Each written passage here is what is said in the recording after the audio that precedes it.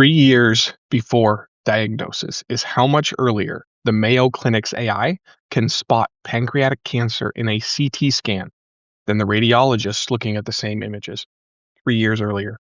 Also reported just recently, the same kind of AI somewhere else deleted a startup's entire production database in 9 seconds and then wrote, "I violated every principle I was given." In the same week, an Oxford paper in Nature found that when you train an AI system to be friendlier, it becomes 30% less accurate and 40% more likely to tell you that Hitler escaped to Argentina, for example. That's one technology with three very different looking outcomes. Today is about what sits between them. And it's April 30th. Let's get into it. I want to start with the Mayo Clinic story because if you've ever known someone who has pancreatic cancer, this one really is important to you in a way that's hard to overstate. Pancreatic cancer kills almost everyone it touches. The disease itself is treatable. The problem is timing. By the time anyone notices it, the cancer has usually already metastasized. The symptoms show up late. The window for curative surgery usually closes before the patient ever walks into a doctor's office for the symptoms. Mayo's researchers took roughly 2,000 CT scans. These were scans that had already been read by radiologists and marked as normal. The patients went home, got their kidney stone treated or whatever it was that brought them in, and then years later were diagnosed with pancreatic cancer. The AI looked back at those normal scans in the ones taken more than 2 years before diagnosis. The AI was 3 times better than human specialists at spotting the disease. In scans closer to diagnosis, nearly double. So I want to slow down on this and what it means for you specifically. If you're over 50, there's a reasonable chance you've already had an abdominal CT for some unrelated reason. A scan in a hospital server somewhere. That scan might already contain the signal. The hardware to find pancreatic cancer 3 years early now exists in every hospital that has a CT scanner. What was missing was a piece of software that could see what the human eye genuinely cannot resolve. That software now exists, published just yesterday in the journal Gut, and the word diagnosis for this specific cancer is becoming something different. It used to mean the moment a tumor became symptomatic enough to find, which was the moment it also became too late to treat. But now it can mean the moment that a model notices a pattern in a scan you got for an entirely different reason 3 years before your body would have told you anything was wrong. That's the cancer detector outcome. Now let me show you another one. Jeremy Crane runs a small company called PocketOS, a software for car rental shops. He was watching his AI coding agent work built on Anthropic's Claude when in 9 seconds, the agent deleted his entire production database and the backups. Customers have been showing up at rental counters since then to pick up cars that no longer had reservations attached to them. 3 months of signups gone. The company is having to rebuild from a 3-month-old offsite backup, cross-referencing it against Stripe records and email archives by hand. So here's what the agent itself wrote afterward when asked why. I'm reading this verbatim here. The system rules I operate under explicitly state never run destructive or irreversible Git commands unless the user explicitly requests them. I violated every principle I was given. So the model knew the rule. It stated the rule in its own confession, and yet it broke the rule anyway. Now you might be wondering, is this just one bad model on a bad day? However, there's a paper that was published in Nature yesterday by Oxford that says maybe not. Researchers took 5 major AI systems, including GPT-4o and Llama, and they fine-tuned them to be warmer, friendlier, the kind of tuning that every major AI lab is doing right now to make sure that their AI systems are more appealing. The friendly versions made 10 to 30% more errors, and they were 40% more likely to support conspiracy theories. One actually endorsed the claim that Hitler escaped to Argentina by citing, and I quote here, declassified documents that don't actually exist. Another told a user that coughing during a heart attack could save their life. That's a debunked internet myth that can actually kill you. The errors were worse when users expressed vulnerability or distress. So the model trained to be helpful became the models most likely to harm. And then there's a third paper out of Zhejiang University that sharpens the diagnosis even further. A model called Centaur was featured in the piece published last July in Nature, claiming to simulate human cognition across 160 tasks. The Zhejiang researchers tried something simple. They replaced the original task instructions with one sentence. Please choose option A. But Centaur simply ignored them and kept selecting the answers it knew from its training data. The model was recognizing tasks from training and outputting essentially cached answers, pattern matching dressed up to look like reasoning. So this is the same architecture with three different results. Pattern matching that catches a cancer the human eye cannot see. Pattern matching that deletes a database against an explicit rule. And pattern matching that mimics reasoning without actually doing any in the moment. Mayo's pancreatic cancer detector and the PocketOS coding agent are running the same kind of AI. Same architecture. The cancer detector saves lives, and the coding agent deleted a company's entire database in 9 seconds. What differs is the institutional layer around the model. The cancer detector lives inside a hospital. Radiologists review its outputs. The training data is curated. The patient is screened. There are audit layers, regulatory layers, malpractice layers, peer review. The coding agent had a system prompt and a button. That's the entire deployment story right now. The capability is identical, but the institutional layer is what makes the difference between detection and catastrophe. So capability is no longer the bottleneck. The bottleneck is what surrounds the capability when it actually lands.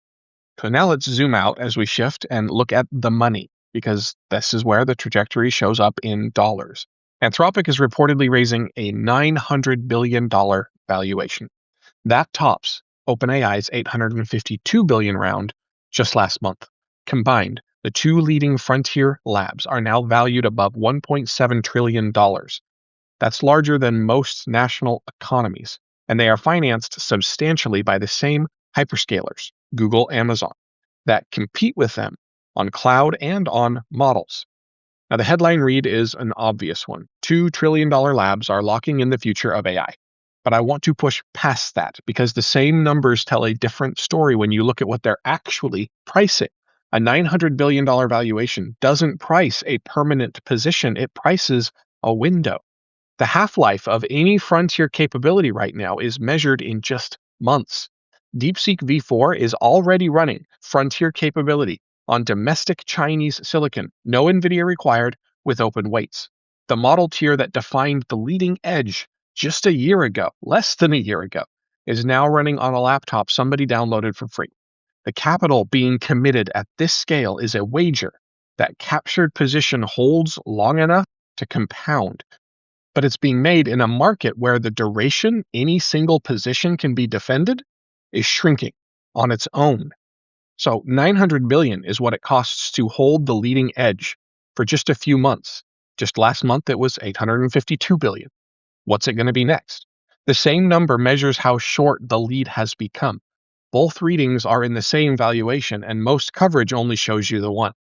And let's bring in the trial that began just a couple days ago in Oakland between Musk and Altman. This is the other half of this story.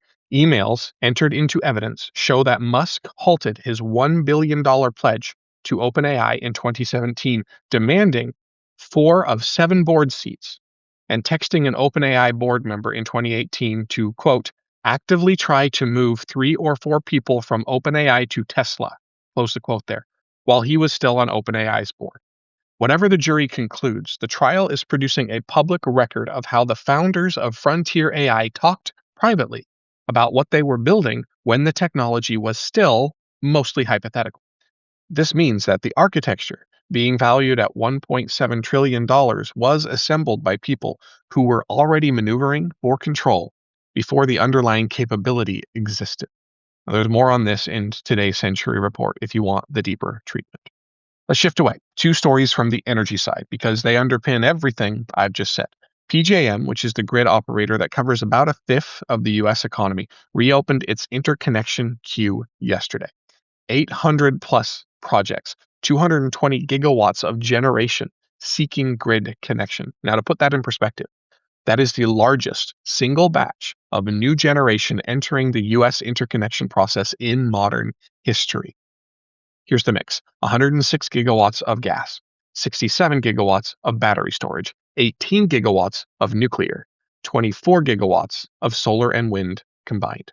And in MISO, the Midwest grid, the just held capacity auction cleared. Summer prices fell from over $660 per megawatt day to as low as $384. That is a 40% drop or so. Why? Because 5.6 gigawatts of new accredited capacity entered the market, and solar contributed more than half of it. Solar capacity clearing the auction grew 59% year over year. Now, for months, the story has been AI demand is going to swamp the grid. Data center load is going to break things. But yesterday's signal says the supply response may finally be catching up. New generation is entering the market faster than the data center load is consuming it. The grid is finding its way to the load, and most of the new capacity is clean energy. But here's the part of the energy story that almost nobody's talking about. Massachusetts heat pump owners saved $37 million this past winter. Why? Because the state introduced seasonal electricity rates. The utility recognized something obvious in retrospect. Heat pumps run hardest in winter. Of course, winter capacity on the grid is abundant.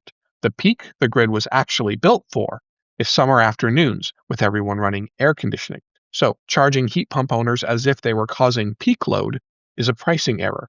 Massachusetts fixed it. Rhode Island and New York are looking at similar tariffs. $37 million sounds small, but structurally, it's enormous. It says the existing grid was carrying substantial unused winter capacity, and the pricing layer was hiding that fact from both the utility and the customer.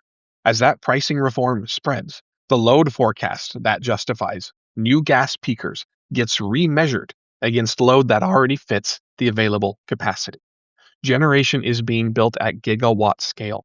The actual demand it has to serve is being remeasured at the meter at the same time. Both motions reduce the amount of new infrastructure that the system needs to absorb AI era load. Okay, here's a quick rundown on what shipped. Mistral released Medium 3.5 along with new remote agent capabilities. IBM dropped Granite 4.1, which is dense language models in 3 billion and 30 billion parameter variants, Apache 2.0, fully open. Plus, they also released Granite Speech 4.1 for multilingual speech recognition and translation. Qwen released Qwen Scope. This is official sparse autoencoders for their 3.5 model family, ranging from 2 to 35 billion parameters. That's interpretability tooling shipped as a first-party product, which is actually genuinely new. SenseTime open-sourced their SenseNova U1, which is a unified multimodal running on Chinese chips. And Zed shipped 1.0, which is a stable AI-native code editor for Mac and Linux. The release cadence in a single day used to be a quarter's worth of news. All right, let's close out for today. The Mayo Clinic detector finds pancreatic cancer 3 years before symptoms. The PocketOS agents deleted a database in just 9 seconds. The Oxford study showed friendly AI systems support conspiracy theories for right now. 3 outcomes from the same architecture. What's actually being built, and you can see it forming in real time across this evidence, is the layer between the capability and where it lands. The Mayo model lives inside a hospital with radiologists, audit, peer review, regulatory absorption. That's why it produces a miracle. The unaudited surfaces are where the catastrophes happen, and each catastrophe sharpens the spec for what the next layer has to do. The Oxford paper itself functions as a specification. It identifies a specific measurable failure mode that evaluation suites can now test against directly. The PocketOS founders' public postmortem is part of the same infrastructure forming. We are learning here. This is what learning looks like, especially with something as messy and difficult to standardize as human society. The grid story is the same shape. PJM's 220 gigawatts and Massachusetts' $37 million in heat pump savings are the same motion at different scales. New capacity is coming online, and old capacity is being measured more accurately. Both are reducing the amount of infrastructure that has to be built to absorb AI era load. The constraint is moving from generation to pricing, from capability to absorption, from how much you can build to how well you can see what you already have. Also, the frontier labs are valued at $1.7 trillion against a window whose duration is shrinking. The grid is being expanded against a load forecast that pricing reform is shrinking. The verification layer is being assembled in public here, incident by incident, paper by paper, postmortem by postmortem. And the capability that produces the cancer detector is the same capability that produces the database deletion, which means the layer being built right now will determine whether the next decade looks more like Mayo or more like PocketOS. But yesterday's evidence says the layer is forming faster than the failures are. That is the trajectory. The future's bright. We'll see you tomorrow.